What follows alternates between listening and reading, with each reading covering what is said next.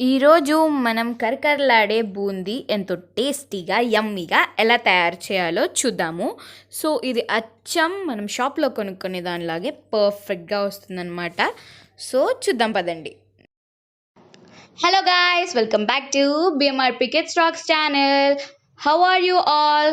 So let's get in to the video. ఇప్పుడు మనం cooking ప్రాసెస్ని స్టార్ట్ చేసేద్దాము. ముందుగా మనం పిండిని కలుపుకుందాం అన్నమాట బూందీని వేయడానికి.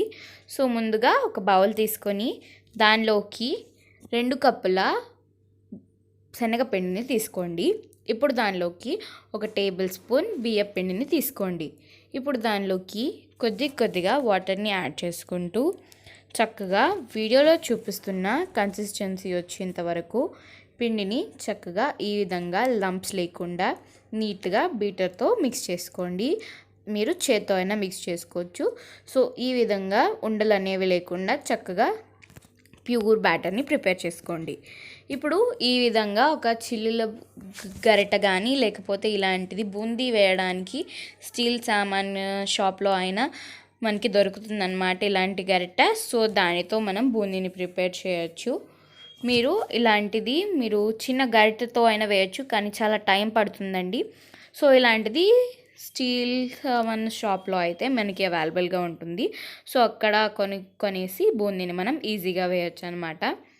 సో ఈ విధంగా బూందీని అయితే యాడ్ చేసుకొని దీన్ని చక్కగా అవి చక్కగా డ్రాప్ అయిపోతే అవేం అతుక్కోవండి, అవే విడిపోతాయి. చక్కగా ఈ విధంగా కుక్ చేసేసుకొని ఇలా మొత్తం వాటిని అటు ఇటు తిప్పుకుంటూ ఫ్రై చేసుకోండి. చక్కగా ఫ్రై చేసుకున్న తర్వాత మీరు వీటన్నిటిని తీసుకొని ఒక బౌల్లోకి పక్కన పెట్టేసుకోండి.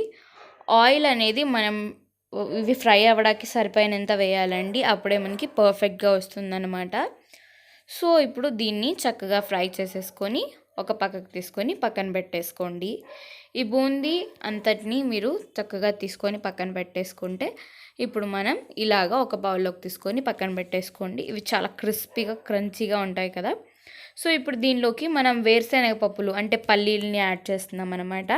సో వేరుశనగ పప్పుల్ని ఈ విధంగా మనం గరిటెలోనే ఉంచి ఫ్రై చేయడం వల్ల వాటిని మనం ఆయిల్లోంచి తీయడానికి ఎక్కువసేపు పట్టదండి. సో ఈజీగా పిక్ చేసుకోవచ్చు. సో ఈ విధంగా వేరుశనగ పప్పుల్ని కూడా ఫ్రై చేసేసుకొని చక్కగా ఒక ప్లేట్లోకి తీసుకొని పక్కన పెట్టేసుకోండి.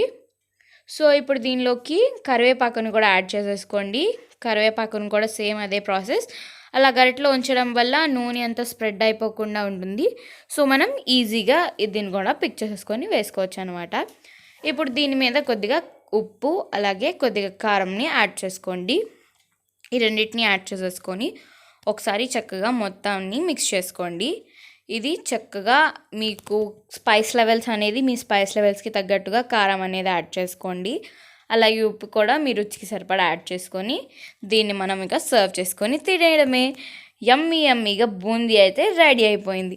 మీకు ఇన్ని రెసిపీస్ చూపిస్తున్నాం, మరి మా ఛానల్కి సబ్స్క్రైబ్ చేసుకోవాలి కదా, అందుకనే మా ఛానల్కి సబ్స్క్రైబ్ చేసేసుకోండి. అలాగే పక్కనే ఉన్న గంట సింబల్ని టాంగ్ ఆన్ చేస్తే మేము పెట్టే వీడియో ప్రతిదీ మీకు నోటిఫికేషన్గా వస్తుంది. మీరు కూడా ట్రై చేయండి. మీకు ఎలా కుదిరిందో కమెంట్ చేయండి.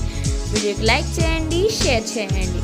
అలాగే మిగతా వీడియో లింక్స్ డిస్క్రిప్షన్లో ఇస్తాము, వెళ్ళి ఒకసారి చూసేయండి. Bye bye.